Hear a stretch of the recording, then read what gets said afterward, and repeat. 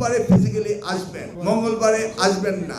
জ্বালানি সংকট মোকাবিলায় রাজধানী সহ বিভিন্ন মহানগরের স্কুল কলেজে আংশিক অনলাইন ক্লাস চালুর ঘোষণার পরও স্পষ্ট নির্দেশনার অভাবে বিভ্রান্তি তৈরি হয়েছে। কোথাও অনলাইন, কোথাও সশরীরে ক্লাস চালুর সিদ্ধান্তে দোটানায় পড়েছেন শিক্ষক, শিক্ষার্থী এবং অভিভাবকরা।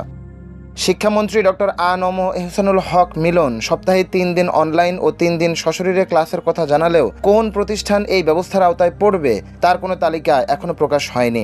ফলে অনেক শিক্ষা প্রতিষ্ঠান নিজেদের মতো সিদ্ধান্ত নিচ্ছে।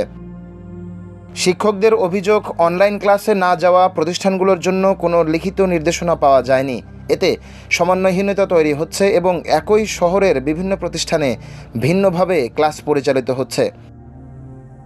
শিক্ষা সংশ্লিষ্টরা বলছেন, পরিকল্পনা ও প্রস্তুতি ছাড়া এমন সিদ্ধান্ত শিক্ষার্থীদের শিখন ঘাটতি বাড়াতে পারে। প্রযুক্তিগত সীমাবদ্ধতা, ডিভাইস সংকট ও ইন্টারনেট ব্যয়ের কারণে অনেক শিক্ষার্থী অনলাইন ক্লাস থেকে পিছিয়ে পড়তে পারে।